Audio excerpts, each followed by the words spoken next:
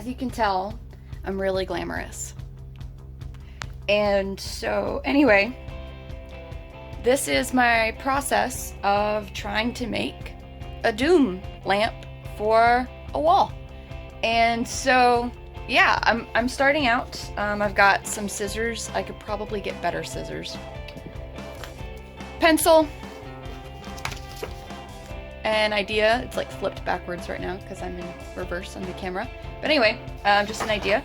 And I'm using large pieces of mat board. It's not exactly cardboard, but it's acid free, so it won't like discolor. It won't really disintegrate over time because it doesn't have acid in it. So that's something that you really need to be careful of when you're dealing with paper products. You're attaching them together, building things out of them, putting anything on artwork. Just make sure that it's acid free if you can. That's why there's like specific art paper, and then there's specific paper, you know, like newsprint that turns yellow because it's got acid in it. So anyway, that's how I'm starting. Is right now I'm going to cut all of my mat board to be the same size, except for the D and the M are going to be a little bit longer, just because that's how they look. And yeah, so I'm going to be measuring them, making them all the right size. Let's do it.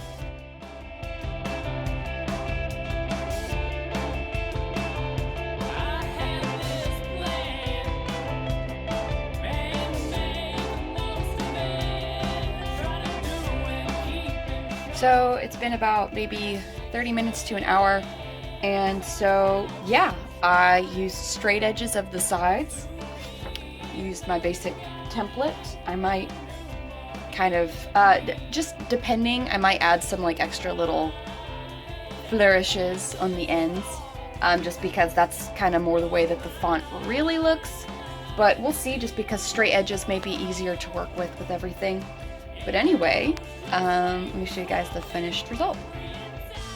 Right now to zoom out. But anyway, my O just fell. But they're about 2 feet high, each one. And I'm pretty, we'll make it say Dom, which is awful. But everything's falling over. But anyway, as of you can see, it's just mat board, acid free. So what I'm gonna do is I'm gonna build up all of them, make them 3D. I'm gonna cut out maybe 2-inch strips, each the size of each of these. And then I'm gonna use tape and hot glue and make each of them work. And so after my scissors to cut the inside shapes, I have some X-Acto knives that you've seen me use before. And yeah, here's all my scraps. So I've been working for about 2 days off and on. And so like I said, I cut out the main shapes, and then I cut out, I'm trying to grab a piece about as wide. Yeah, I made it about 2 to 2¼ inches tall, and then I would cut the sides about as big as they needed to be. And mat board is usually white on one side and a color on the other, unless you have white mat board. But anyway, I get extra. And so I put the color on the inside that you won't be able to see. For most pieces, some I forgot, and then the white on the outside. So anyway, let's take a look. And this is my shape. It's actually upside down.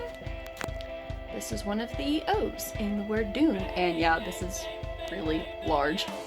And the person I'm making it for, he was like, do you realize I don't have any like space? And I'm like, well, if you don't want it, then I'm gonna keep it, because I'm thinking it would be really cool on my wall if I figure it out. Before I made it 3D, I went ahead and used an awl or a screwdriver, Phillips, not flathead, and poked holes in it, because that is where hopefully I'll be able to put the lights. How big I make them, how big the bulbs are, that may change, so I may end up making the holes bigger. But I'm starting small right now just to put like basic Christmas lights in them.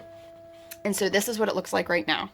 And then what I did, just to add a little bit of a border, I mean, you can do a flat ladder like that, but just to do a little bit of a border, I started using dowel rods, and they're about, you know, can't really see it too much. I've got a pack of them actually. And these are about like $2 a bag at Walmart, which was pretty cool.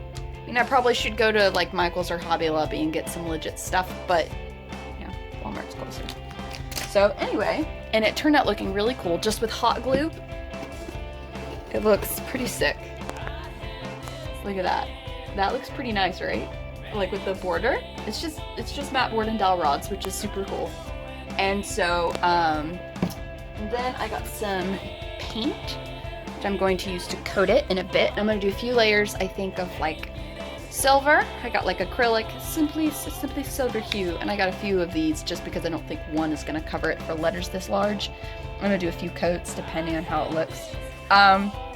And something that I saw, like a pattern that I saw, made it kind of look like it was not just made out of sheets of metal, but also like kind of metallic robot strips, and that may be a cool way for you to cover up the tape strips.